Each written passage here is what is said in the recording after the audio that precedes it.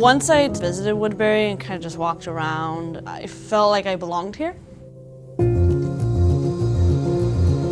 I also liked Woodbury because of how small the school was. I liked how you can have a close interaction with your professor and have a more meaningful relationship here. These professors are good and they're willing to teach you and they're here because they love what they do, and I feel like somebody who loves what they do is going to be able to really get in tune with their students, and that was what I was looking for. One of the things that they really focus on is classroom sizes. So classroom sizes, I think the least students I've had in a classroom is about 10 and the most is about 20.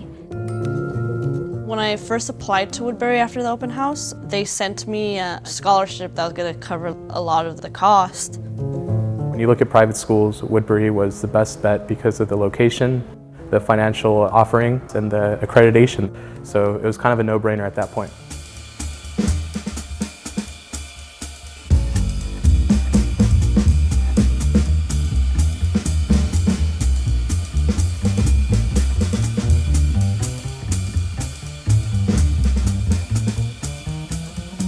There's so many different majors and different facets of Woodbury that I didn't know about, which is a really good feeling because it's awesome to have other people around you that are going to support and help you.